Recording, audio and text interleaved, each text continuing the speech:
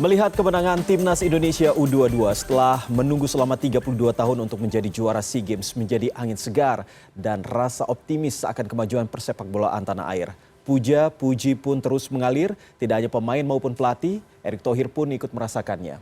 Tentu di sisi lain, ini menjadi modal Erick Thohir. Apalagi ia disebut-sebut masuk dalam jajaran bakal calon wakil presiden di pemilu 2024 nanti. Lalu bagaimana media melihatnya? Malam ini saya akan berbincang dengan Wakil Pemimpin Redaksi CNN Indonesia, Revolusi Riza, dalam Editorial View. Halo, selamat malam Mas Revo, apa kabar Mas Revo? Selamat malam Iqbal.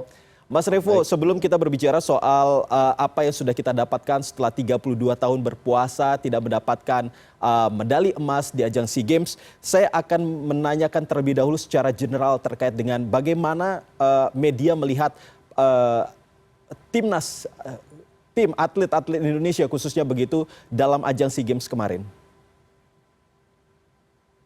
Ya, raihan Indonesia di SEA Games kemarin memang terbilang cukup menggembirakan ya, sangat menggembirakan lah buat kita. Ada beberapa hal yang dalam catatan kita kenapa raihan SEA Games kemarin sangat-sangat menggembirakan. Yang pertama karena target medali emasnya terlampaui gitu. Presiden Jokowi mematok target 69 medali emas atau sama seperti pencapaian di SEA Games dua tahun sebelumnya 2021 ketika di Vietnam. Sementara atlet-atlet kita mendapatkan 87 medali emas itu yang pertama. Yang kedua, kemudian beberapa cabang olahraga, kita belum ngomong sepak bola ya, ada beberapa yang misalkan untuk basket putri kita mendapatkan emas pertama, kemudian bulu tangkis juga menjadi juara umum gitu, menyabet 5 medali emas gitu. Kemudian ada rekor di angkat besi, tenis putri kita juga mendapatkan emas setelah 18 tahun. Kemudian di beberapa cabang yang lain ada beberapa emas pertama untuk hoki, misalnya hoki indoor itu. Dan yang memang yang menjadi euforia kita kemarin adalah setelah 32 tahun cabang sepak bola itu tidak pernah mendapatkan medali emas. Kemarin skuad Garuda Muda mendapatkan medali emas.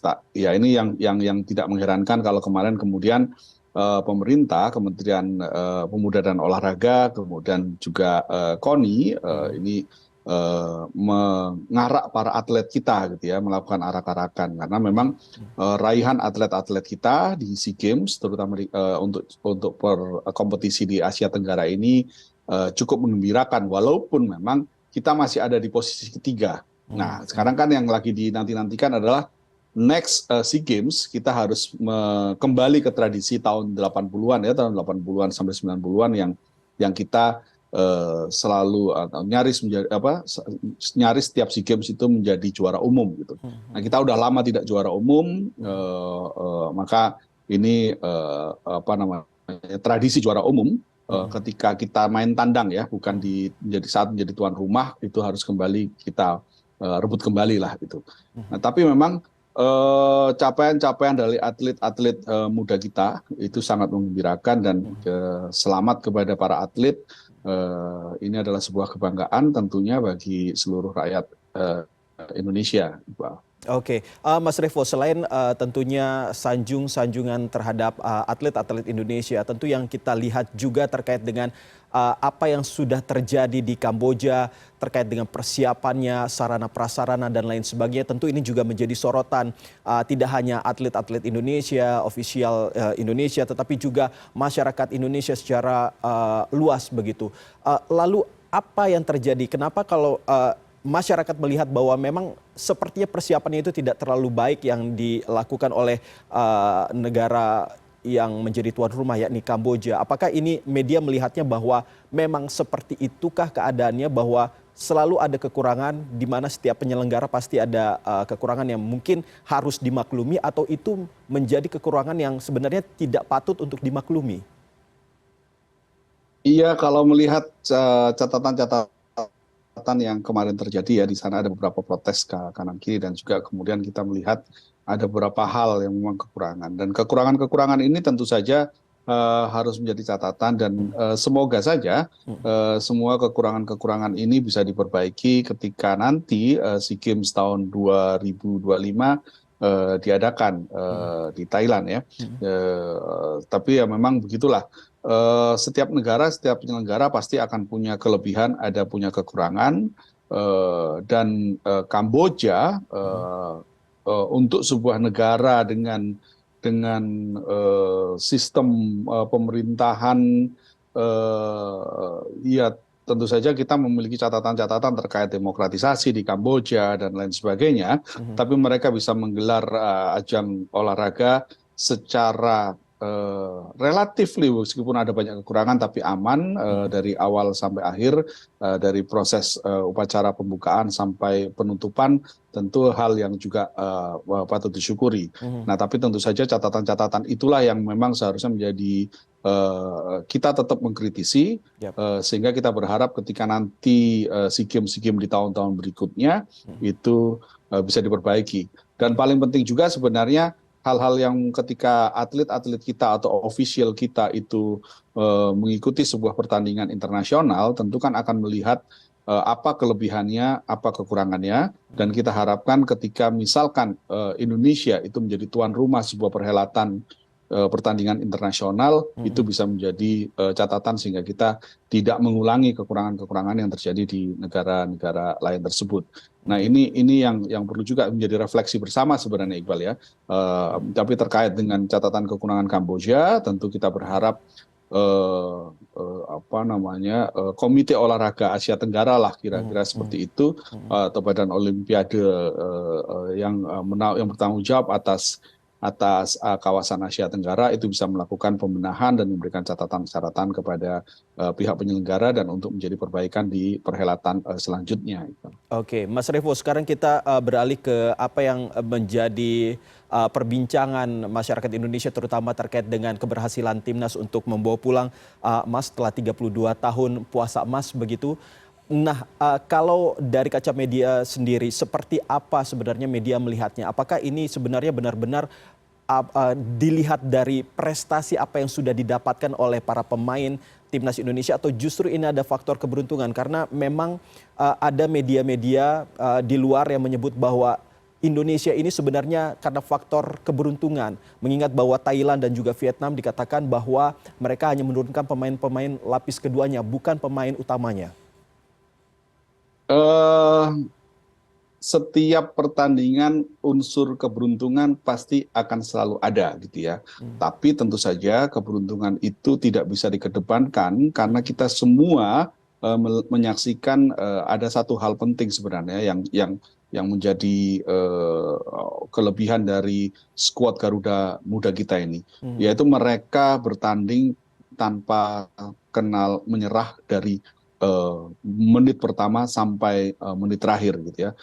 Serangan demi serangan terus dilakukan, walaupun pada akhirnya di injury time di babak kedua itu kita sempat kecolongan sehingga ada gol kedua ya dari pihak Thailand. Tapi pada waktu itu terus terang ketika banyak orang menyampaikan bahwa yang dikhawatirkan adalah mentalnya down. Jadi mental down ketika setelah injury time kebobolan itu kan yang mental, masalah mental ya.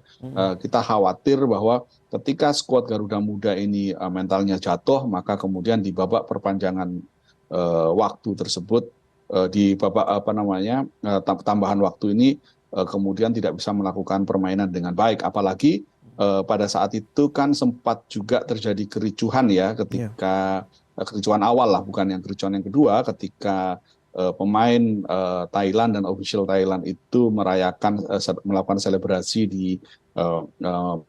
ke bangku cadangan pemain Indonesia. Nah, akan tetapi kan kemudian kekhawatiran itu tidak terjadi karena di perpanjangan di babak tambahan tersebut skuad Garuda Muda kita bisa unggul 3-2 bahkan kemudian sampai menjadi 5-2. Hal ini yang satu poin penting bahwa mental tidak kenal menyerah itu yang harus dijaga. Yang kita khawatirkan adalah yang saat ini yang harus dijaga kemudian adalah bagaimana menjaga mental para Garuda muda kita ini supaya tidak lekas puas diri gitu. Memang benar kita puasa 32 tahun dan kemudian kemarin menyabet medali emas setelah era tahun 91 ya, itu kan era-era zaman ketika masih Ferril Raimund Hattu, kemudian Hanafing, Widodo Ceputra, almarhum Widodo Ceputra dan lain sebagainya gitu ya pada waktu itu.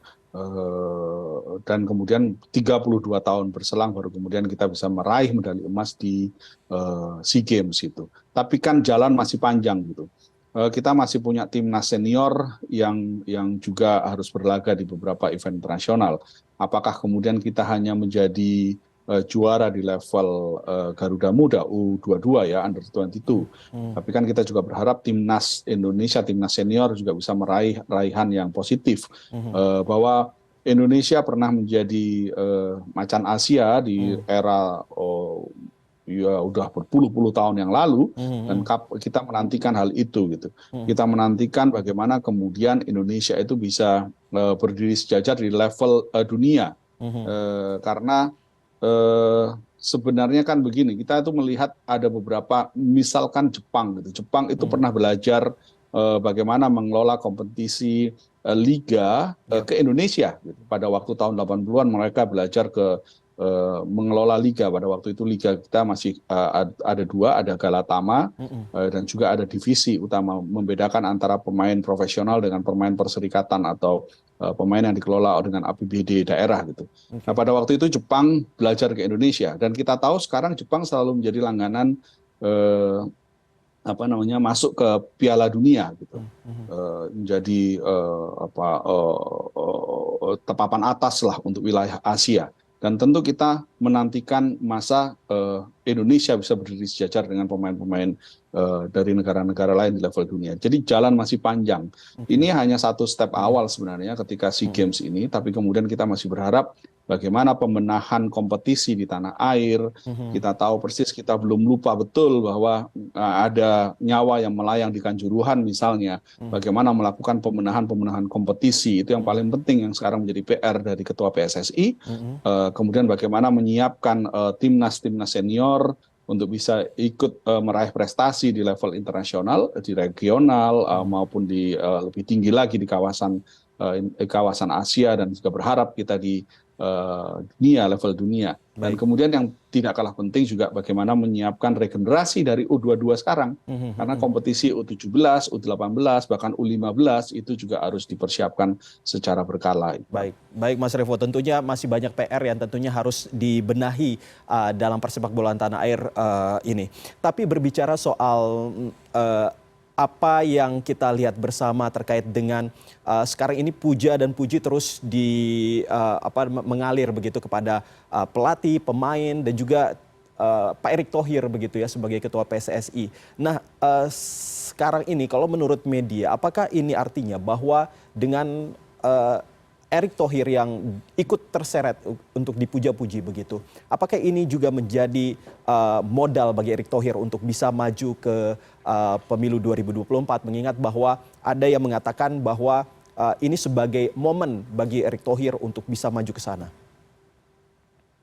Bisa jadi demikian, bisa jadi iya, bisa jadi tidak gitu ya. Karena bagaimanapun popularitas semua orang yang kemarin terlibat dalam SEA Games tersebut tentu meningkat gitu ya. Tidak hanya Erick Thohir tapi juga manajer timnas misalnya Pak Sumarji misalnya, ketika namanya juga kemudian mencuat karena kemarin menjadi korban dalam ricuh di lapangan kan. Kemudian namanya melejit misalnya. Pelatih Indra Safri juga melejit. Kita bicara juga di luar para pemain ya. Ratu Tisa, petinggi dari PSSI yang lain juga ikut mencuat. Termasuk juga Raja Sabta gitu. Banyak lah nama-nama selain Pak Erick yang namanya kemudian melambung karena prestasi yang kemarin ditorehkan di SEA Games gitu.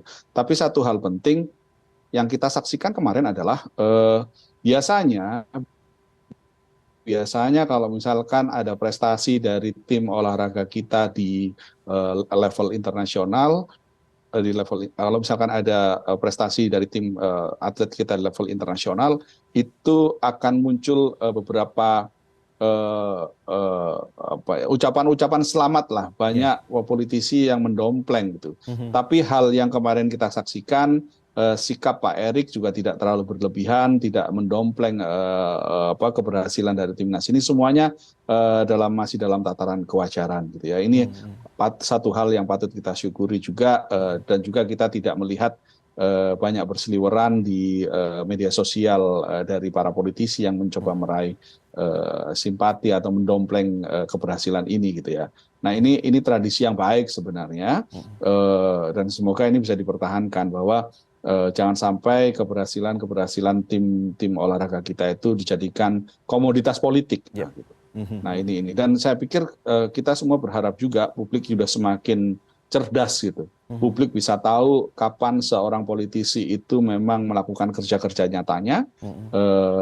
dan kapan yang memang hanya mendompleng dari sebuah prestasi orang lain. Nah, Mhm. kira-kira begitu ya, Iqbal ya. Nah, ini tradisi yang kita jaga betul, dan Mhm. semoga semua hal-hal yang baik seperti ini terjaga sampai tahun-tahun politik ini ya, dalam bulan-bulan ke depan ini, yang kita sekarang sudah memasuki masa-masa menuju pemilu 2024, Iqbal. Baik, tentunya ada beberapa catatan tadi yang sudah disampaikan oleh Mas Revo. Ini bisa menjadi perhatian kita semua, apalagi jelang tahun politik seperti saat ini. Terima kasih Mas Revolusi Riza, Wakil Pemimpin Redaksi CNN Indonesia, telah berbincang dengan kami di malam hari ini. Terima kasih, Iqbal.